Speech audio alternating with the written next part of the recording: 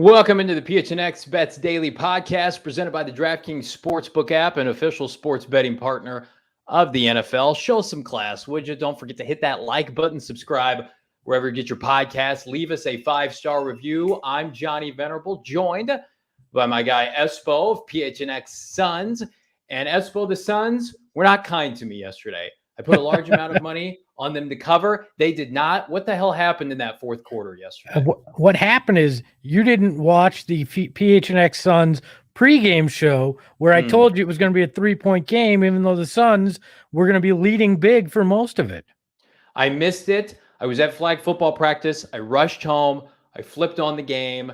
And I didn't feel good about what I was seeing on TV, as was consistent with my picks from yesterday. Let's be clear. Was this your flag football practice or a kid's or?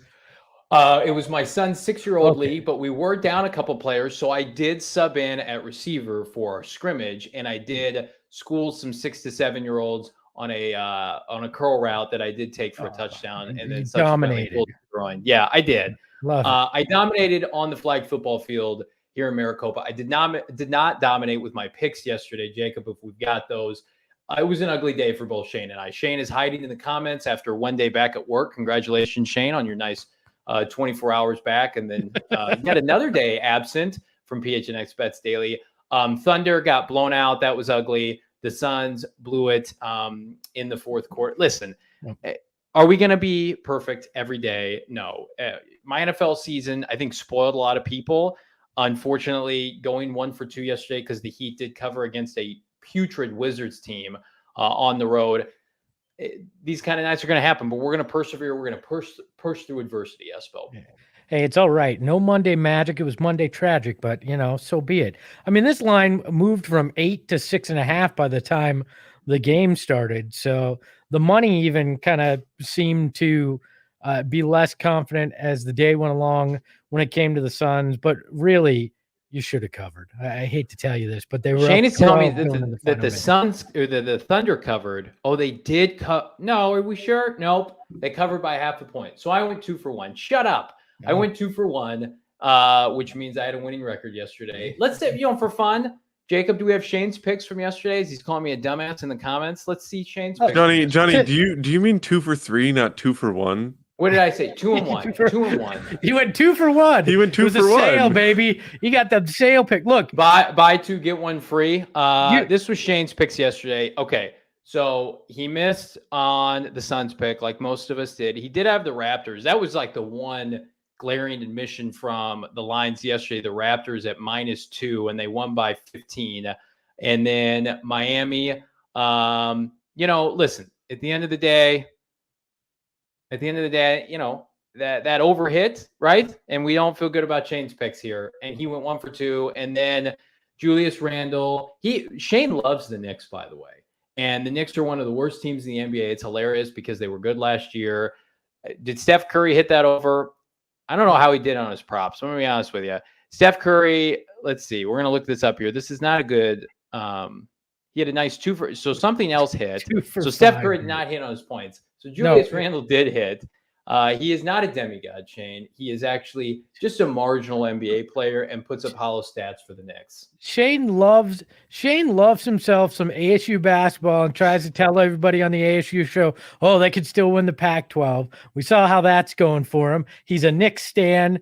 The bets, are rough at best when it comes to Shane. Yet he did hit on one thing.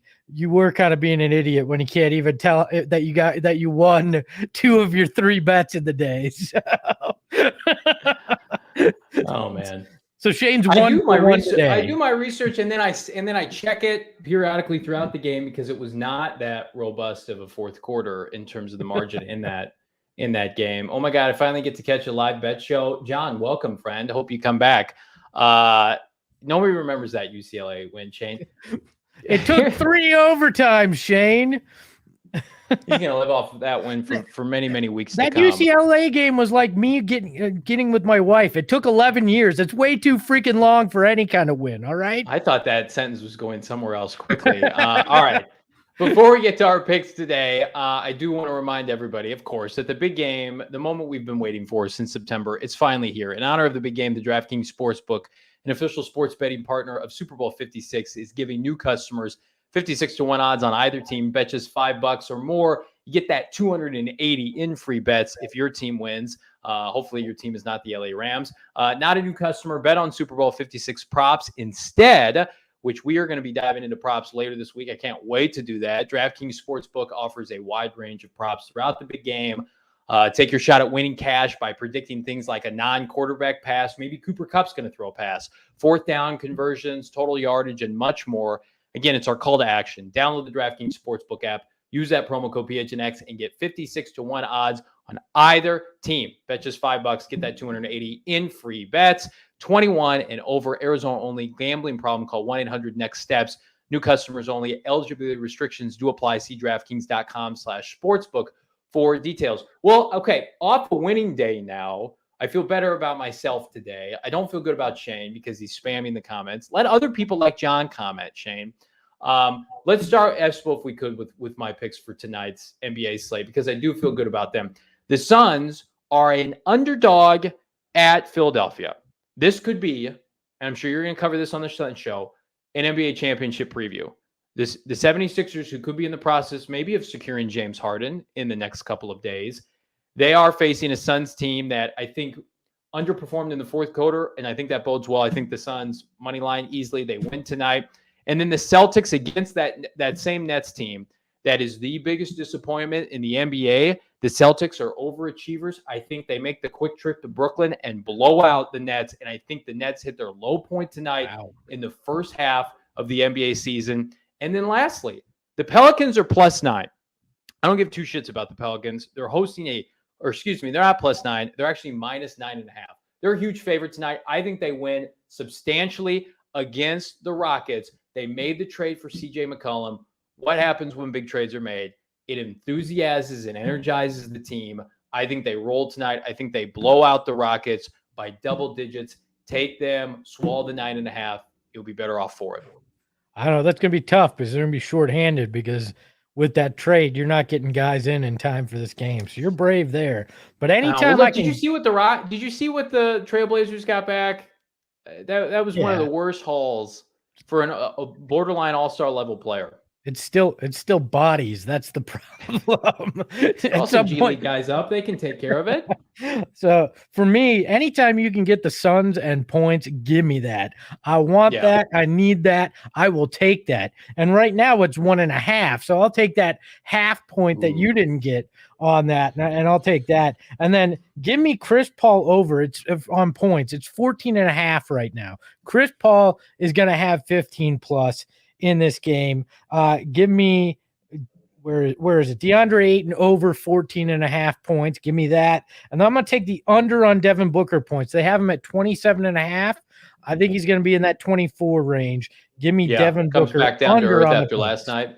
Yeah, I think DA picks up the slack tonight. I think Chris Paul has a good offensive game, and I think Mikal Bridges and or Cam Johnson come up big. Probably Mikal because that's a homecoming for him being back in Philly. So give me that. And they want to prove that, hey, that fourth quarter where we let him back in on Monday night is not something that's going to happen in Philly tonight. I don't think this is an NBA championship preview. I think it's just a preview of another team that the Suns beat their ass. So love that. Love that confidence. I'll tell you something else I love. I love waking up on a sunny Tuesday morning and going to gophnx.com, where you, by the way, can become a member of our glorious site. $8.99 a month, first month 50 cents, or $59.88 for the entire year. You can pick up some phenomenal gear from our PHNX merchandise locker. You get a free t-shirt like the Devin Booker one Espo is getting now, wearing now. My original point was I love waking up and I see an article this morning, Espo, that I would like for you to plug. Because when I get an Espo article, I get really excited. It's the third one I've written since I've been here. I finally dusted off the keyboard and typed a little, and it proved to be a fantastic reverse jinx for the Suns.